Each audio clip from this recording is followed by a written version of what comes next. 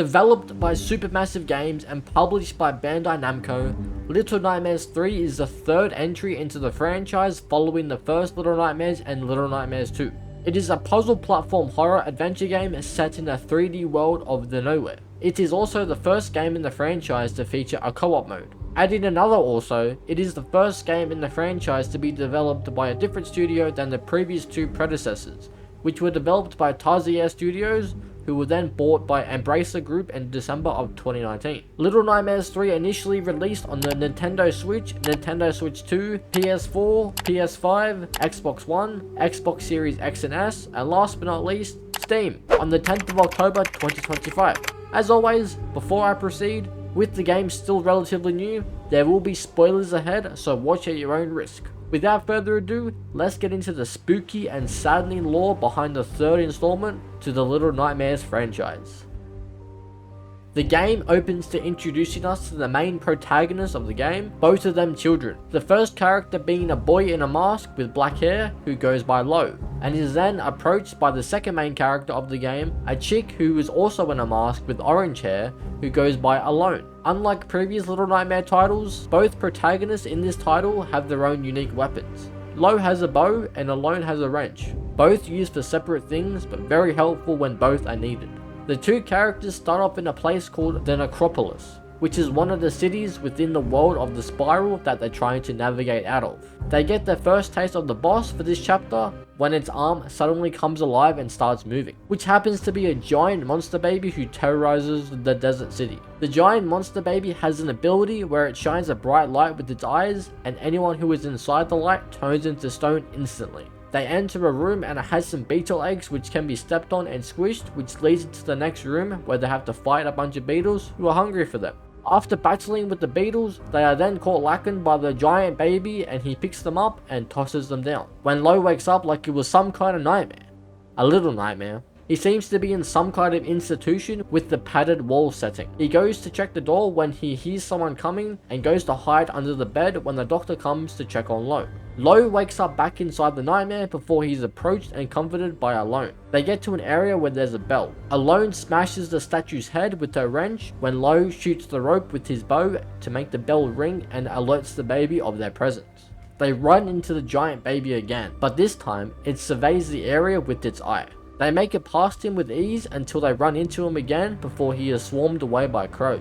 The pair come across a mirror, and Lo's power seems to be the ability to travel through mirrors or portals, but when Alone follows behind Lo, the mirror breaks as they get into a new area of surroundings. The pair find themselves in a candy factory where big dudes are hoisted and carried around the factory to perform different tasks. They end up coming across the main antagonist for this area, their supervisor, a human spider-like being with 6 arms who keeps the factory on watch via security cameras. They get chased, and in retaliation, the pair works together to turn off the power to the security systems, which makes the supervisor furious as she scrambles to figure out the problem. It enrages her so much that she goes Super Saiyan and turns into her final form. After a long and intense chase sequence, she is then crushed by a hydraulic press. The pair go through another mirror, but this time, Alone takes a bit to come through the other end. She finally does after some time, breaking the mirror again in the process. However, she is unconscious and almost looks dead.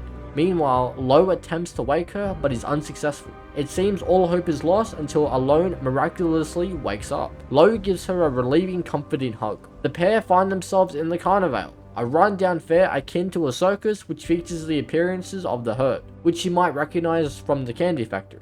It also features the appearances of killer puppets that will attack on sight, which the pair end up battling, and the way these puppets die is by having their head shot off, with destroying their head for the coup de grace, since they can still move around even if their head isn't on their shoulders. They go through various obstacles to progress on the ship by climbing a net, Pirates of the Caribbean style, before they are dunking someone alive in a pool of water, drowning them. They pull apart someone part of a Houdini style magic trick gone wrong to help them get to a high place. Then they find a mode of transport to ride on to hopefully escape from this madness, but when they arrive at the next mirror, it's shattered. Lo, saddened by this info, loses hope in finding their way back home before Alone tries to comfort him and gives him the "it's going to be okay" sign. Continuing on with their journey, they stumble upon the main antagonist for this chapter, the Kin, with his right hand man, Minikin, who is essentially a cannibal. During an intense chase, the pair are captured and Lo is locked up in a cage. So Alone has to save him by getting Lo to make noise to distract the boss, while he sneaks over to the crank to bring Lo close to the gnome so he can shoot the gnome's cage down while the gnome escapes and they run after it, meaning Alone can climb the ladder and break Lo out of the cage. In a final, intense and epic battle, when the pair try to escape the lunatic and his killer right-hand puppet, they get into a hot air balloon while the lunatic attempts to stop them with a shotgun. Meanwhile, the mini puppet climbs up the hot air balloon and the pair say sayonara to him once and for all by pulling on the ignition and setting him on fire. They set sail with the hot air balloon until it's struck by lightning, then it goes on fire and travels down before Lo wakes up from the nightmare. And on the bed, we can see 3 different drawings which seem to be areas we've been in. He hears the doctor coming and quickly goes to put the drawings down a garbage chute before he goes to hide under the bed when the doctor arrives to check on Lo. Lo wakes up on an island with an object on him while Alone comes over to help him out. They now face a new obstacle, the institution, a building that's a bit derelict and run down but the main hub for his memories. They journey through the derelict building when they stumble across a deadly flesh-eating plant that attacks when it detects movements but is countered with an arrow through it. The derelict institute also features the appearances of masked blind nurses, with one of them being turned to stone with mushrooms overgrown on it. Once they get through the first alive blind nurse, Alone swings her wrench to hit the gong. The main antagonist for this chapter, the hypnotist, is now awoken. Apparently we needed to see his feet. The pair continue their journey when they enter a room and stumble across a doll resembling Alone, which has a special power to it. It basically gives you a vision as to what the room or area looked like before the building became derelict. Essentially your own mini utopia inside a dystopian environment. They are then chased for the first time by the hypnotist, hiding under the table before they run from him again, entering a new room while Alone smashes the glass with a wrench to get them out and away from the hypnotist. They traverse through a room full of blind people but not deaf when they reach a jungle setting where the hand of the hypnotist makes an appearance. And once they complete the jungle, they are chased by the hand. Cornered with nowhere to go, thinking their journey is about to come to an end, Lo pulls out his bow and shoots the hypnotist's hand, damaging him, making him leave the pair alone for the time being. They traverse through the rest of the institute before getting to the mirror. Lo tries to pull Alone in, but she refuses, which causes the hypnotist to attack them. Working together to defeat the hypnotist, he falls, which causes the pair to fall. Alone tries to save Lo from falling, but they both end up falling together. Lo wakes up cuddling the Alone doll before he opens the chute and retrieves the drawings he was working on before, until the Alone doll transforms into the human version and they begin drawing together. The pair wake up to the aftermath of defeating the hypnotist with rubble everywhere, but the mirror is still intact and in full health. Lo tries to pull Alone into the mirror with him, but she hesitates once again. Lo tries to convince her once more to come with him, and the attempt seems to be successful until the mirror rejects Alone and takes her back out. With the mirror cracking and breaking, she sadly loses both her human and doll-like form and is just left to a pile of clothes. The picture beside her unravels to reveal a peaceful picture of her and Lo together. In the post-credits, we see Lo in her room trying to piece back together the broken mirror, presumably to go back into the spiral to find Alone. And that is the main story. With that out of the way, it's time to get into some things that happened during the story and theorize why it happened.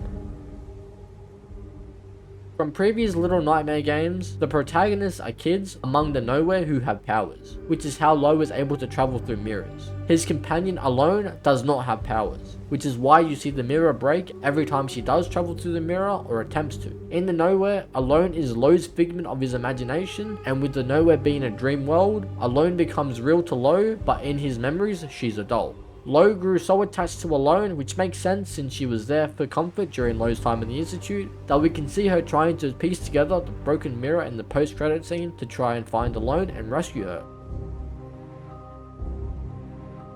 During the chapter, we see numerous references and Easter eggs that tell us Lo was a patient at this former institution. A few examples of this is when you enter a room that looks identical to the room in Lo's memory, when they open the garbage chute and the drawings and the doll of Alone pops out. And also at the end, before they get interrupted by Otto, there's a number at the edge of Lo's bed which tells us his patient number during his time at the Institute. Otto, or more commonly known as the Counselor, is the second main character part of the Sound of Nightmares audio fiction series. His background tells us he was originally a very kind psychiatrist who was willing to help the young kids of the institute overcome their problems. His main patient he has engagements with is Noon, a female child who's a patient at the institute. The main gist of the interviews is Otto trying to get to the bottom of her nightmares and get her to explain them more in depth. In Otto's personal life, he has a sister named Cece who disappeared and is trying to figure out where she is. His sister Cece seems to have encountered a man by the name of the Ferryman, a mysterious figure who Noon has also encountered. So Otto is obsessed with trying to figure out the connection to this and get more information on this mysterious ferryman figure. But things go wrong when he allows Noon to wander the institute and encounters the ferryman again, who gives her a riddle. When Otto questions her about it, he hits a dead end with receiving little to no answer and gets frustrated. Frustrated to the point he goes off at her for not talking to the ferryman figure and finding out more about him. Things start taking a turn for the worst when Noon reveals the nature of the nowhere, and Otto begins taking heavy interest, but due to both of them not having an understanding of how it works, they both get frustrated during conversation. Otto builds an apparatus to connect into the nowhere in an attempt to hopefully find his sister, but he ends up encountering the ferryman who gives him riddles and teases him that he's too old to cross over and essentially takes Noon. Otto became so obsessed with trying to find out what happened to his sister and the connection to the mysterious figure behind her disappearance that he forgot what he originally set out to do, which was to help the kids overcome their nightmares, and in the process hurt the kids more and turned into a murderer, which links back to the main game where Otto done so much despicable acts that when he crossed over, the dream world depicted him as that monster because of what he'd done and terrorizes Lo and Alone as he attempts to find his sister, in which he wrestles with thoughts of her disappearing on purpose to get away from him. During the second chapter, Lo and Alone traverse through what looks to be a factory full of candy, where its employees are big dudes on hoists being pulled around to do various tasks and forced to work basically. But the candy isn't just any ordinary candy. There's something more sinister to it than what meets the eye. The employees you see are also in the next chapter, who are referred to as the herd. And let's think about this for a second. What comes to mind when the word herd is mentioned? Farm animals, right? Or at least animals of that nature. What usually happens to those livestock? Some are looked after and cared for, and some are slaughtered for meat. Something that was very fascinating to me during my playthrough was this part right here during chapter 3. Do you recognize the body on the table? If you're thinking it's a member of the herd, then you are correct. Since these creatures eat human meat, they force these guys to work. Work so much to the point they essentially become slaves who are given false promises. For example, when we see members of the herd having some fun swinging at a dude like a piñata, while another member is blindfolded above a pool of water before he's dunked and begins drowning. These guys work to get money to go have fun, but in reality, it's a false reality to what the company really wants from them, to turn them into meat. As for the candy, in chapter 4, Lo and Alone explore the institute that Lo was a patient of, and in an institute, it's usually full of people, kids in this case, who need help. Back in the candy factory, there were mountains upon mountains of candy being dumped. What if I told you the candy is laced with drugs? A sedative to be exact.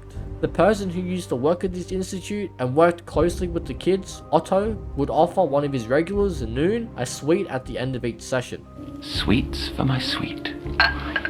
This voice line is a pretty cool Easter egg since it links to this trophy, and will also explain why Lo looks a bit unsettled once they reach the area where they're surrounded by candy. I've never been so mind blown diving into lore like this before. This was truly something else. It went a lot deeper than I thought. But anyway, I hope you enjoyed coming along on this journey with me, diving into and uncovering the lore behind Little Nightmares 3. If you did, please be sure to leave a like and subscribe if you're new for more content like this, and I will see you legends in the next one. Peace.